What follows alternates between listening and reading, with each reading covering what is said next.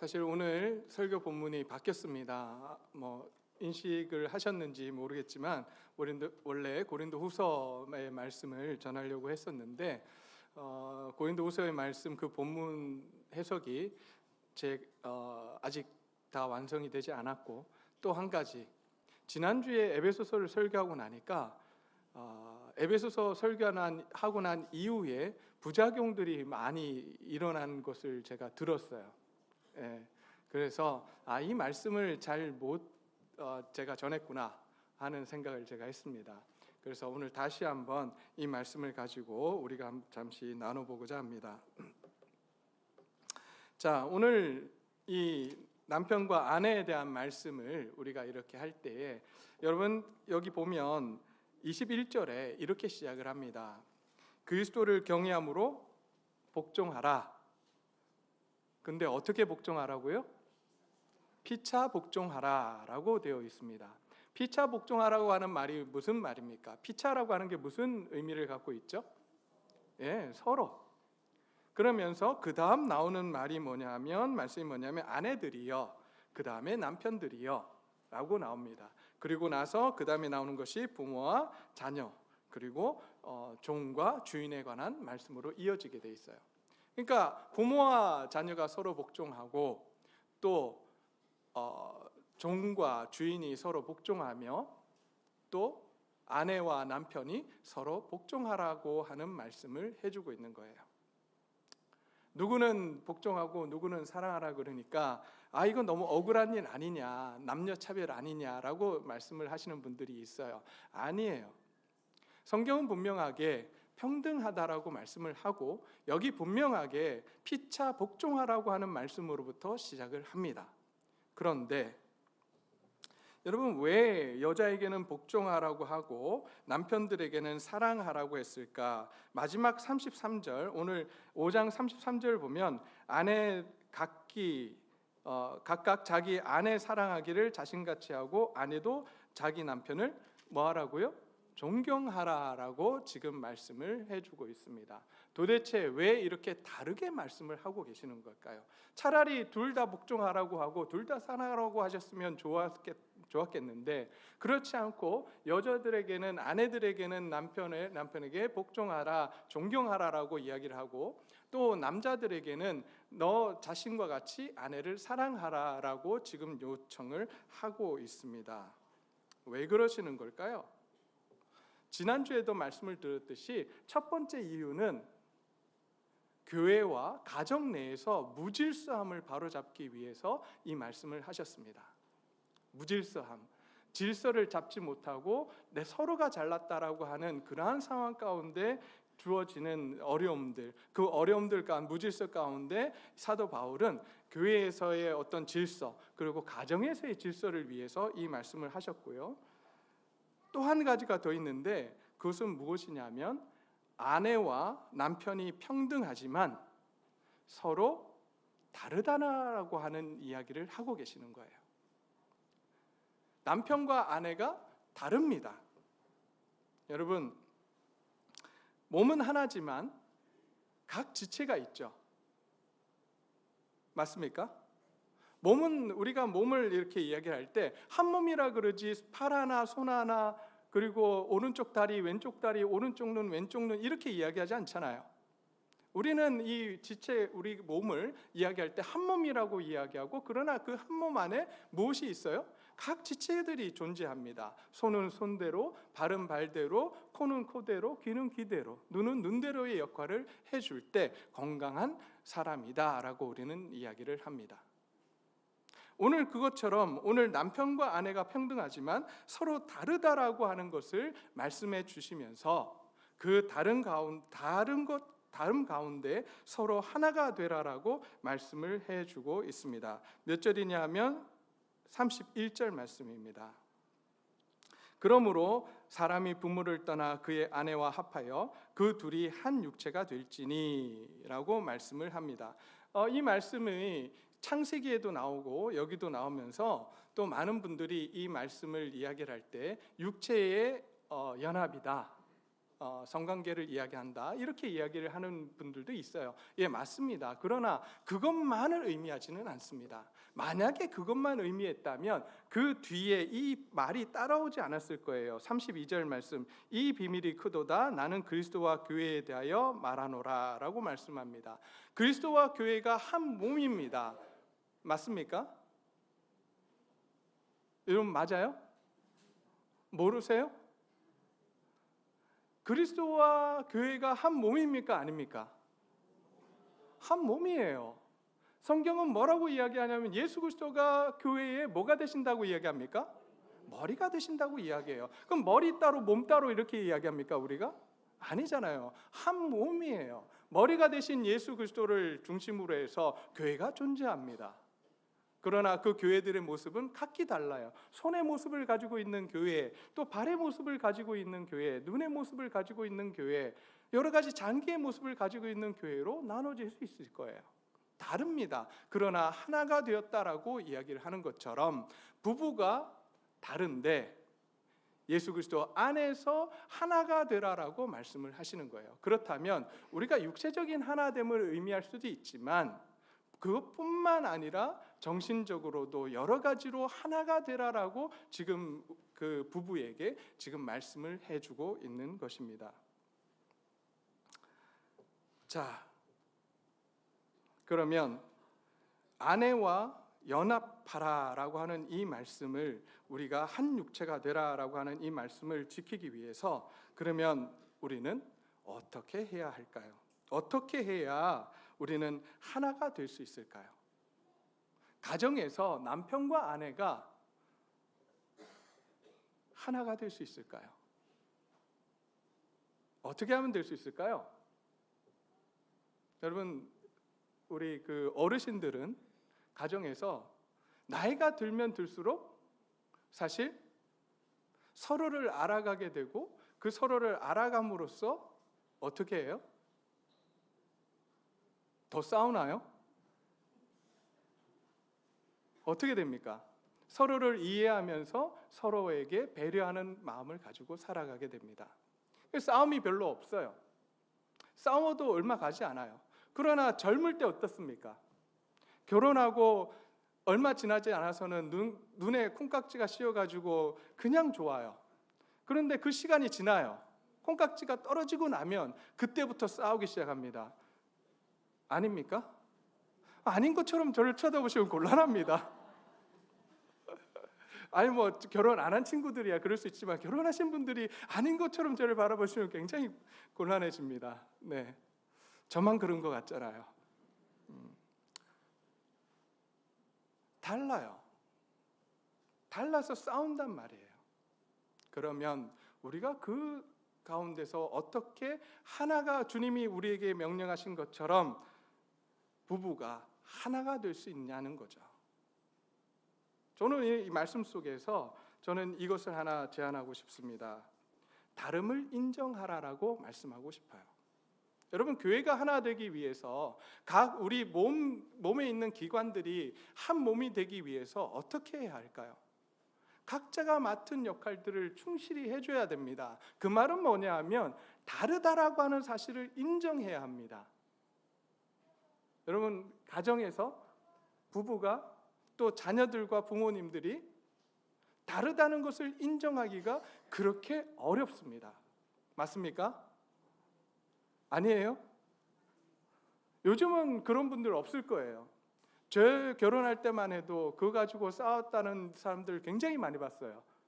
치약을 중간에서 짜느냐, 치약을 끝에서 짜느냐 가지고 엄청나게 싸웠다는 이야기를 듣습니다. 안 싸우신 것처럼 지금 저를 보고 계시는, 그러셨잖아요.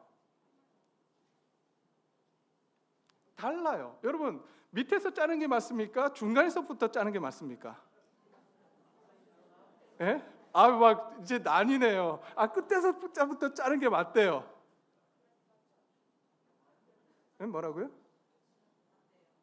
밑에서부터 짜는 게 맞아요? 밑에서부터 짜는 게 맞군요. 어디서부터 짜도 맞습니다.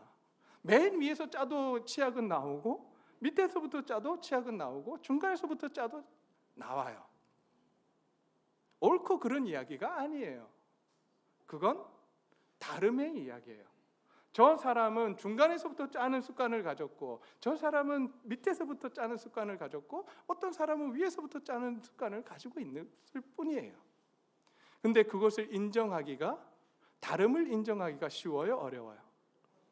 무진장 어렵습니다.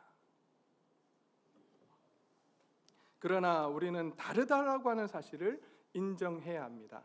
여러분, 하나님이 만약에 남편과 아내가 똑같다라고 한다면 왜 하나가 되라라고 명령하셨을까요? 말씀하셨을까요?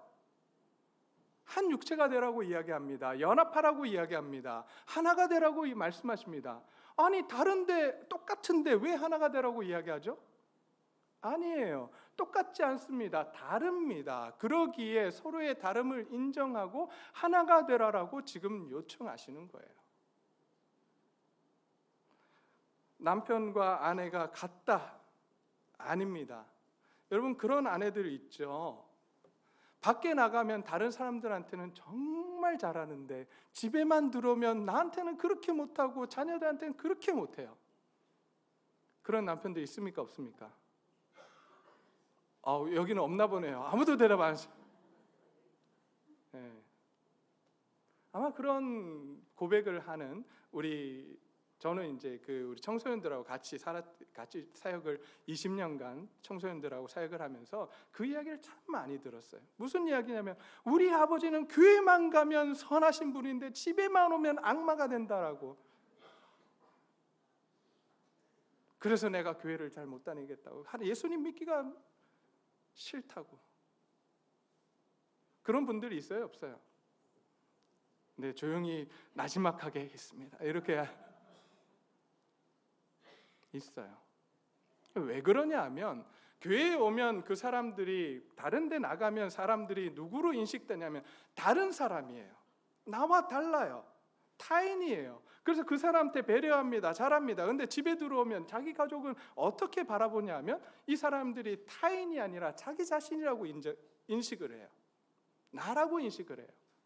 나하고 똑같다고 생각합니다. 그래서 나하고 똑같이 행동하지 않으면 그것이 너무 힘든 거죠.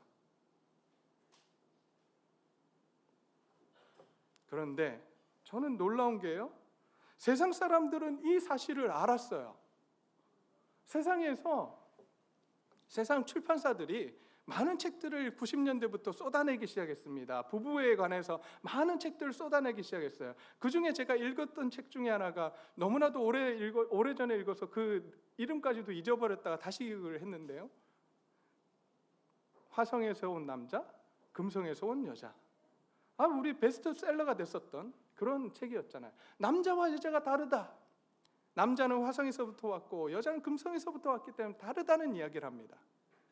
저는 그 책을 읽으면서 무슨 생각이 있는지 아십니까? 야, 이걸 어떻게 알았지? 이 사람이 이걸 어떻게 알았지? 이건 성경이 이야기하는 건데, 성경에서 하나님께서 말씀해 주신 건데 이 사람이 이걸 어떻게 알았지? 그런데 그걸 지금도 모르고 있는 분들이 있는데 그분들이 어디 계시냐면 교회에 계세요. 놀라운 일이에요. 말씀을 읽었는데도 그 말씀 속에 남자와 여자가 다르고 남편과 아내가 다르다라고 하는 사실을 인정하지 못하고 그것을 받아들이지 못하는 분들이 너무 많다는 거예요. 세상 사람들, 하나님을 믿지 못하는 사람들은 오히려 너무나도 잘 알아요. 그런데 교회에 오니까 몰라요. 그래서 집에만 가면 나와 똑같다고 생각하고 그 사람들에게 막 합니다. 저는 우리 교회에 그런 아버님들이, 남편들이 없는 줄 믿습니다. 아멘이 안 나오네요. 있으면 안 돼요. 여러분, 그래서 말씀을 계속해서 읽어야 되고 말씀을 깊이 공부해야 됩니다. 하나님이 분명히 다르다라고 말씀하셨어요. 그 책에 의하면 남자는 인정받기 위해서 태어났다라고 합니다. 존경받기 위해서 태어났고, 그래서 이 사람들은 문제를 무조건 해결하려고 듭니다. 그래서 아내들이 와서 자기의 아픔을 막 이야기해요. 오늘 일어난 일들을 막 이야기해요. 그럼 남편들이 뭐라 그래요? 안 해보셨어요? 뭐라 그래요, 남편들이? 네가 잘못했네. 그러면 아내가 뭐라 그러죠? 말도 안 하고 돌아서죠. 지금 아내가 원하는 게 뭐예요? 아내들이 원하는 게 뭡니까? 그런 이야기들 할 때 아내들은 공감해 주기를 원합니다. 아, 그랬냐고. 아, 많이 힘들었겠다고. 공감해 주기를 원하는데 남자들은 뭐예요? 해결하려고 합니다. 그 문제를 판결을 내리길 원해요. 네가 잘못했네. 아, 그 사람이 나쁘네. 그게 아니에요. 달라요.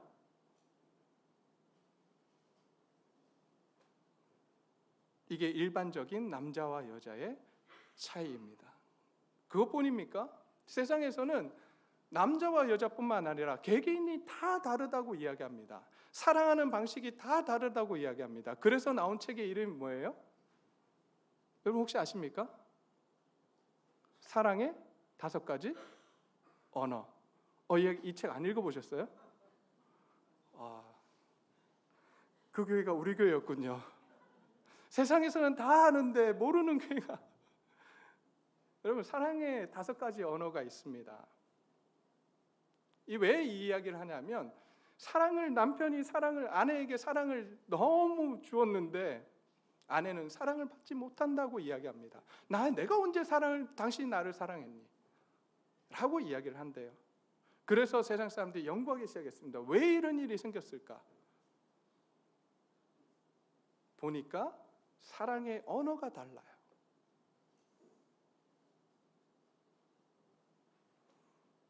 다섯 가지 사랑의 언어가 있다고 합니다. 인정하는 말, 함께하는 시간, 선물, 봉사, 육체적인 접촉, 스킨십. 이렇게 언어가 다르대요. 그래서 그 사람의 언어로 사랑을 표현해 줘야지만 그 사람이 알아듣고 내가 사랑을 받고 있구나 느낀다고 합니다. 죄송합니다. 저도 경상도 남자이기에 그걸 말로 해야 하니 라고 말할 때가 많았어요. 근데 저희 아내는 사랑의 언어가 칭찬이에요. 인정하는 말이에요. 그리고 또 하나 선물이더라고요. 네. 그러니 저는 사랑의 언어가 뭘 것 같습니까? 저는 봉사예요. 제가 열심히 설거지해주고 열심히 집 청소해주고 열심히 합니다. 근데 저희 아내가 언제 나를 사랑했냐고.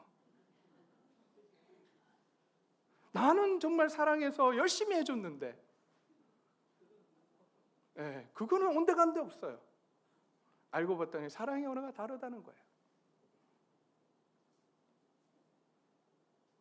성경은 하나님은 우리를 끊임없이 이야기합니다. 너희가 다르다라고 이야기합니다. 똑같이 만들지 않았다라고 이야기합니다. 근데 왜 우리는 나랑 똑같아야 된다라고 생각하고 있습니까?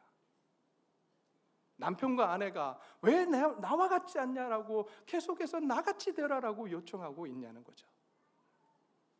저와 여러분들이 오늘 이 시간 하나님 앞에서 서로의 다름을 인정하기를 소원합니다. 서로가 교회 안에서도 마찬가지예요. 서로가 다 달라요. 같은 언어를 사용하고 있지만 각자의 언어들이 다 달라요. 그렇기 때문에 서로의 다름을 인정하고 서로가 하나 되기 위해서 노력해야 되는 사람들이 누구냐면 우리예요. 하나님의 사람들이에요.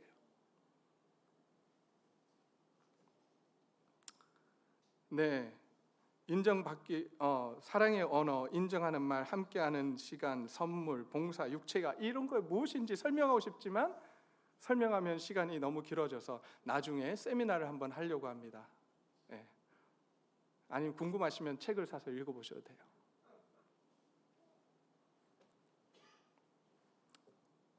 자, 뿐만 아닙니다. 여러분, 요즘 우리 젊은 청년들이 한참 이야기하고 있는 성격 유형 검사가 있습니다. 뭔지 아십니까? 갑자기 성가대 쪽에서 이야기가 나와서 깜짝 놀랐습니다. 어떻게 아시지? 네, MBTI라고 하는 성격 유형 검사가 있습니다. 이걸 해보신 분들 계신가요? 네, 젊으신 분들만 네 이러고. 여러분 16가지 유형을 나눕니다. 사람을 16가지 유형으로 나눠요. 그래서 그 유형에 어떤 사람들이 있는지, 그 유형은 어떤 분들인지 설명을 하고 그 행동 유형을 이야기를 해줍니다. 여러분, 이렇게 왜 다르다라고 하는 것을 이야기해 줄까요? 왜요? 왜 성격 유형 검사를 하고 사랑의 5가지 언어를 하고 왜 책을 읽고 합니까? 왜요? 제가 왜 여기 서서 그런 이야기들을 하고 설교하고 있습니까? 왜요? 여러분, 이 이야기를요, 제가 MBTI 그 자격증이 있습니다. 강사 자격증까지 못 땄어요.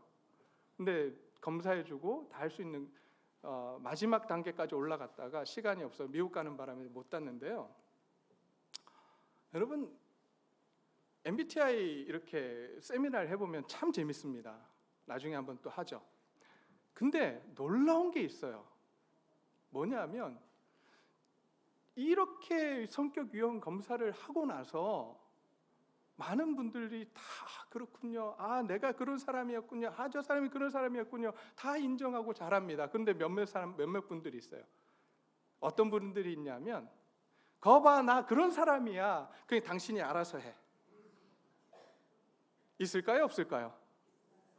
네, 있습니다. 정말 속 터져요. 여러분, 그런 세미나를 하는 이유는 나 그런 사람이야, 당신이 알아서 맞춰가 아니에요. 첫 번째, 내 자신을 이해하기 위해서 그런 검사들을 하는 겁니다. 그런 책들을 읽는 거예요. 내가 누구인지 알기 위해서. 두 번째, 나하고 같이 사는 그 아내가 어떤 존재인지, 어떤 사람인지를 알기 위해서, 우리와 함께 공동체 생활을 하고 있는 옆 사람은 어떤 유형의 사람인지, 내가 어떻게 그를 도와줘야 되는지를 알기 위해서 하는 게 성격 유형 검사예요. 그런데 그걸 놓고 나 이런 사람이야, 당신이 알아서 맞춰, 당신이 틀렸네. 틀리고 맞는 게 없다니까요. 다르다는 거예요. 그런데 틀렸대요. 지난주에 제가 복종하라고 하고 사랑하라고 하니까 여자들이 그렇지, 복종해야지. 누가 그랬겠어요? 남편들이. 여러분, 여자들에게 아내들이요, 누구에게 말씀하셨어요? 누구에게 말씀하신 거예요? 아내들에게. 근데 왜 남편들이 그걸 가지고 당신이 복종하네 안 하네 그걸 따져요? 아내들에게 하신 말씀이에요. 아내들이 듣고 그것은 아내들이 하냐 마냐는 아내들이 결정할 일이에요. 근데 왜 우리가 그 자리, 하나님의 자리에 서서 판단하고 비판하냐는 말이에요. 아니에요. 그 말씀은 누구를 향해야 되냐면 내 자신을 향해야 됩니다. 누구요? 누구를 향해야 된다고요? 옆 사람요? 설교하고 나면 어떤 분들 그래요. 야, 그 사람이 들어야 되는데 그 사람이 안 와서 너무나도 안타깝습니다, 목사님. 아니라고요. 말씀이 누구를 향해야 됩니까? 내 자신을 향해야 돼요. 오늘 이 말씀을 전하고 있는 제 자신에게 이 말씀이 향하고 있어요.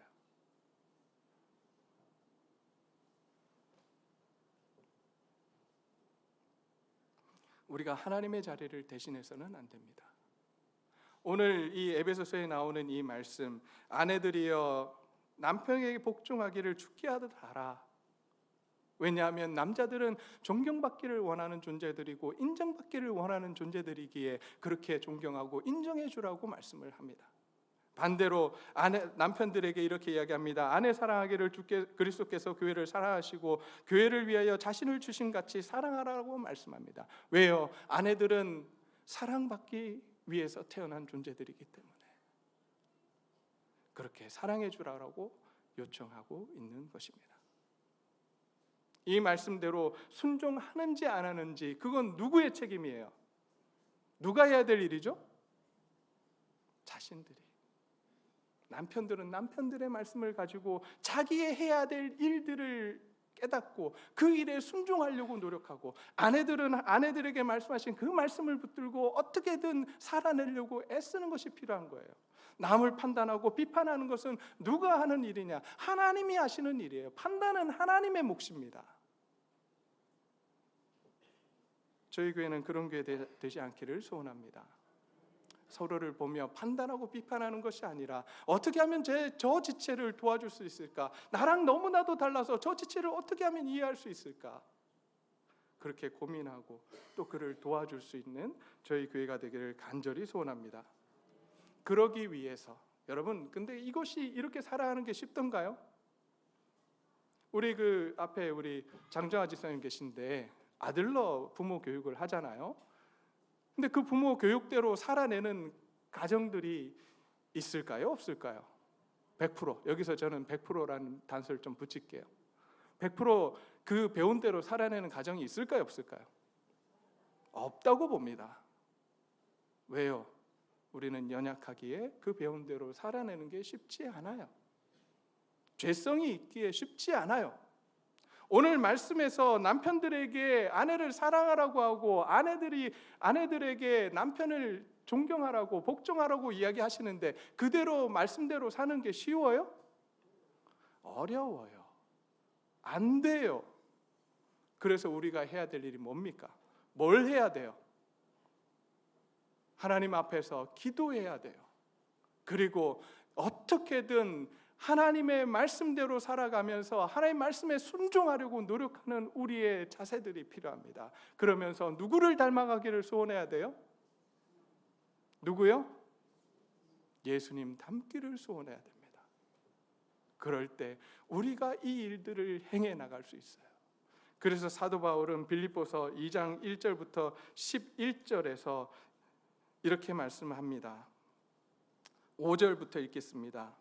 너희 안에 이 마음을 품으라. 곧 그리스도 예수의 마음이니 그는 근본 하나님의 본체시나 하나님과 동등됨을 취할 것으로 여기지 아니하시고 오히려 자기를 비워 종의 형체를 가지사 사람들과 같이 되셨고 사람의 모양으로 나타나사 자기를 낮추사 죽기까지 복종하셨으니 곧 십자가에 죽으심이라. 예수님의 마음을 품으라고 합니다. 예수님의 마음을 품고 살아가면 너희 가운데 하나가 될 것이라고 말씀합니다. 오늘 이 시간 우리가 그 주님의 마음을 담아내기를 소원합니다. 주님의 마음을 품기를 소원합니다. 그 주님의 마음을 품기 위해서, 주님과 같이 되기 위해서 우리는 죽어야 합니다. 내 성격이 죽어야 되고 내 자신이, 내 죄성이 죽어야 합니다. 그래야 하나님이, 예수 그리스도가 우리 안에 살아 역사하실 수 있어요. 내가 살고 있는데 어떻게 하나님이, 예수 그리스도가 우리 안에서 역사하실 수 있겠습니까? 이제 오늘 이 시간 우리 자신들을 내려놓기를 소원합니다. 그리고 주님이 원하시는 대로 살아가겠노라고 고백할 수 있는 저와 여러분들이 되시기를 간절히 소원합니다.